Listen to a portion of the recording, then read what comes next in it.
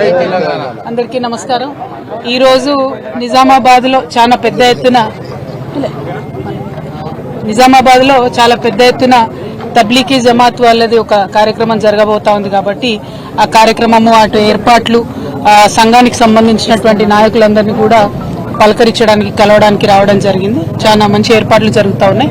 ఇంకా కొద్దిగా కలెక్టర్ గారు కూడా కోఆపరేట్ చేసి మరి శానిటేషన్ కావచ్చు, వాటర్ కావచ్చు, ఇట్లాంటి ఏర్పాట్లన్నీ కూడా చేస్తే బాగుంటుందని చెప్పి మేము కోరుతా ఉన్నాము।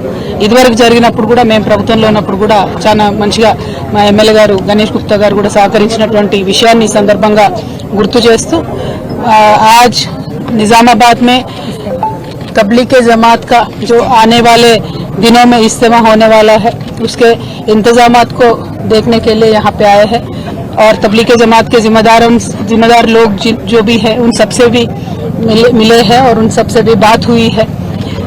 तबलीग के बारे में जब भी हम सुनते हैं या सोचते हैं तो बहुत एक अच्छा फीलिंग आता है, क्योंकि हमेशा कुरान शरीफ में जो अच्छे बातें बताए गए हैं वो बातें सारे मुसलमानों को याद दिलाते हुए एक अच्छा फीलिंग के साथ आगे बढ़ने वाली जमात है। तो तबलीग जमात के सारे जिम्मेदार लोग जहाँ पे भी तेलंगाना में है, आप सबसे मैं यही गुजारिश करती हूँ, आप दुआ कीजिए, तेलंगाना की तरक्की के वास्ते दुआ कीजिए, तेलंगाना के तमाम आवाम अच्छे रहे उसके बारे में आप दुआ कीजिए, यही हमारी आपसे रिक्वेस्ट है।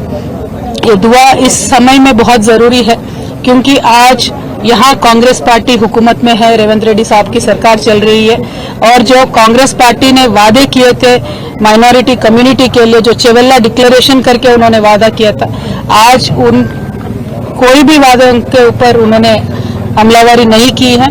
तो मैं यहाँ से डिमांड करती हूँ रेवंत रेड्डी साहब को, आप चेवेल्ला डिक्लेरेशन को इमीडिएटली अमल कीजिए। आप पे कोई भरोसा नहीं करने वाला था, इसीलिए आप लगातार गांधी फैमिली को तेलंगाना पे लाते रहे और उनके भरोसे पे थोड़े यहाँ पे लोग भी आपको वोट दिए।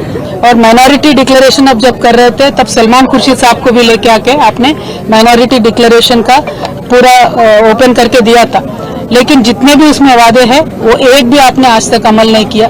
आपने बजट के बारे में बात किया, जो माइनॉरिटीज को मुसलमानों को इस बार बजट में दिए उसमें 4% भी आज तक आपने खर्च नहीं किया।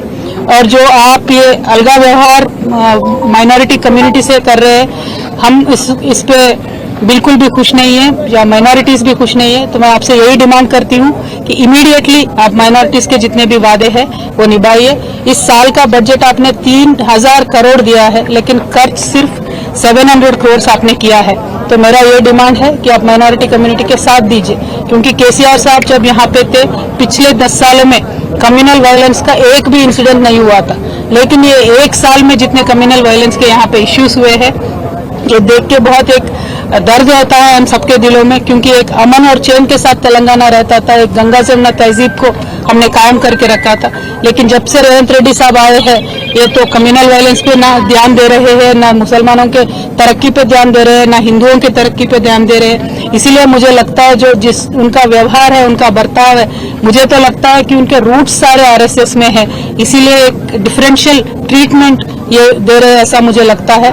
तो I will say that mister Revanth Reddy ji आप अभी फोकस करिए माइनॉरिटी से इश्यूज पे, स्पेशली माइनॉरिटी वुमेन के लिए आपने जो प्रॉमिस किया था कि 1,60,000 देंगे कल्याण लक्ष्मी का, आप वो दीजिए। उसके साथ साथ आप सोना भी देने वाले थे, 1 तोला सोना भी देने वाले थे, वो दीजिए।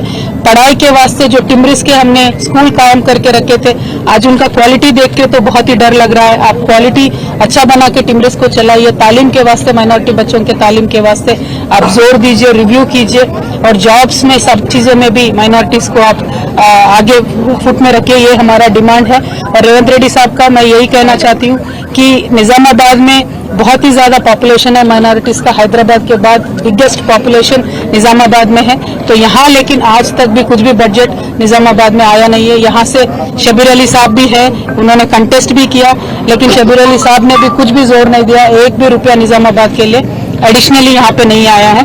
तो मैं आपसे यही डिमांड करूंगी और लगातार मैं यही कहते रहूंगी कि जो भी कम्युनल इश्यूज है उन सब पे आप जोर दीजिए, चाहे वो जयनूर का इश्यू होने दीजिए या कुछ भी इश्यू होने दीजिए, उस पर जोर दीजिए और शांति कायम करके रखिए। Thank you. जय तेलंगाना।